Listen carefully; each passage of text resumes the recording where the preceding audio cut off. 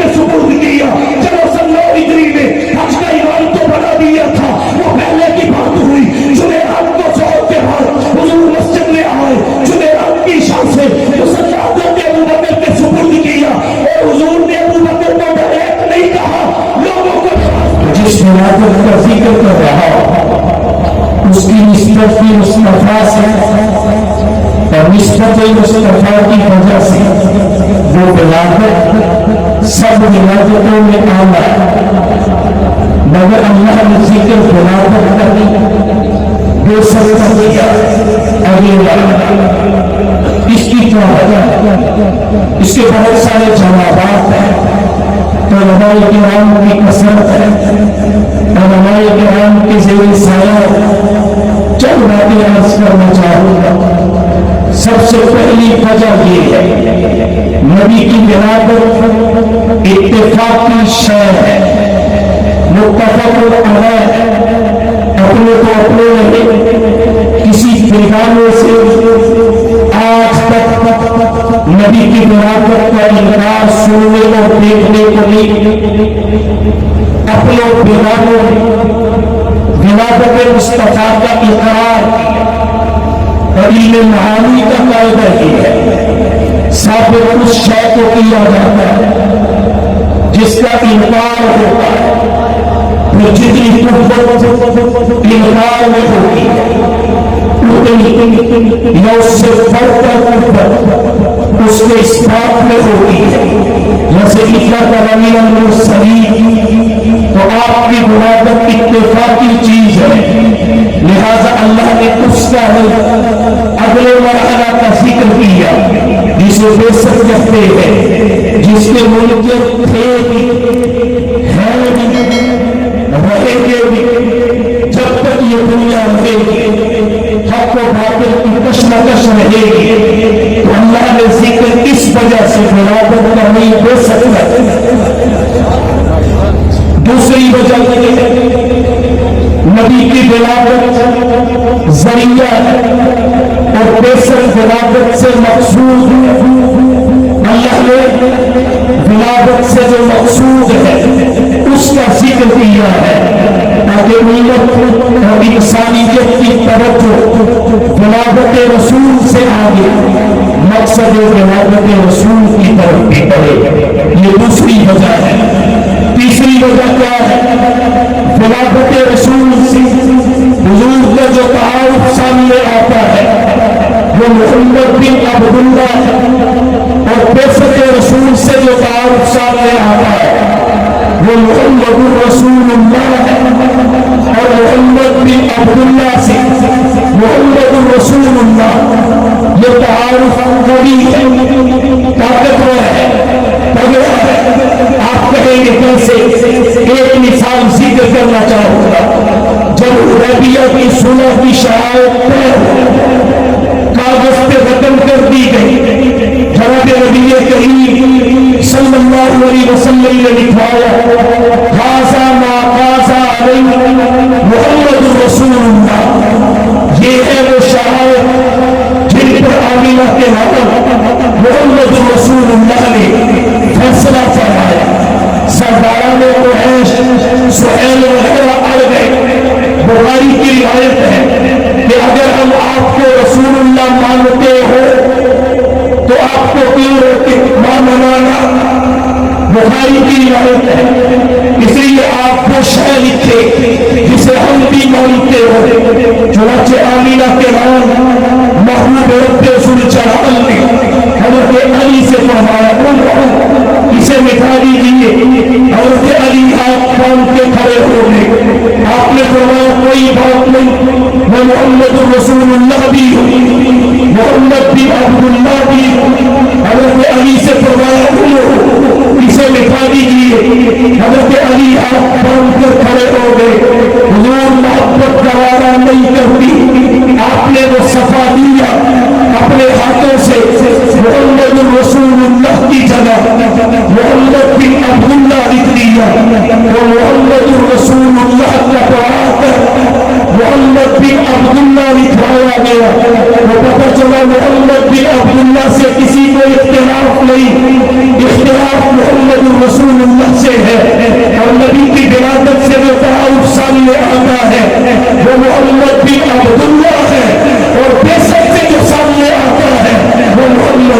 رسول اللہ. یہاں ایک بات اور عرض کرنا چاہوں گا، فاتحہ تشریف فرما ہے ان کی موجودگی میں یہاں حضرت علی سے متعجل طور پر حضور نے فرمایا نگاہ دے. حضرت علی ہاتھ تھام کر کھڑے ہو گئے. حضور محبت گوارا نہیں کرتی. یہاں تعظیم کے ساتھ حضرت علی سے مٹانے کا کہا گیا. حضرت علی نے معذرت کی، نہیں مٹایا. اور وہاں حدیث قرطاس اٹھائیے، متعجل طور پر حضرت عمر کو کاغذ قلم نامے تمیم کہا گیا.